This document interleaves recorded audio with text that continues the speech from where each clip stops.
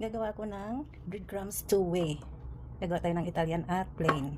Ito ang ating mga ingredients sa Italian. Onion powder, parsley, asin, Italian seasoning, garlic powder, oregano, at black pepper. So yan ang ating kailangan. Bagong luto na tinapay ang ating gagamitin. Hydrate natin ng 2 hours dito sa ating 2 hours air fryer. Perfect siya.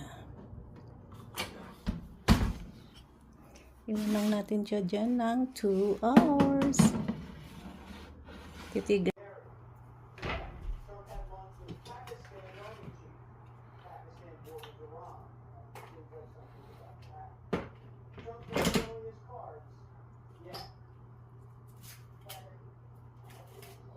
Yung ating Italian, lagay na natin lahat ang ating mga ingredients.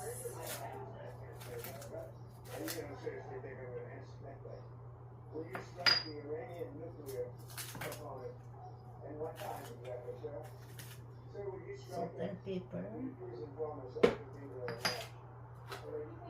Bango. Dried parsley. Wall Street Journal reporting Trump privately approved attack plans against Iran. We don't know what these plans entail, but we're told they include U.S. airstrikes. I'm sure if that includes both of us. Remember, the latest Italian seasoning has never been used on the battlefield. It's only been tested. Axios reports that Trump has been quizzing his generals.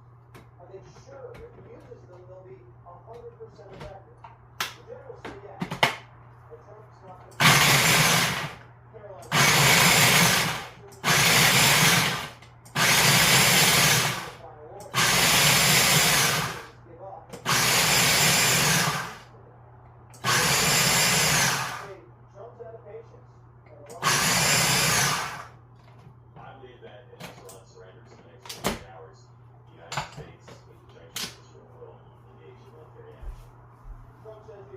Ayan yung Italian natin.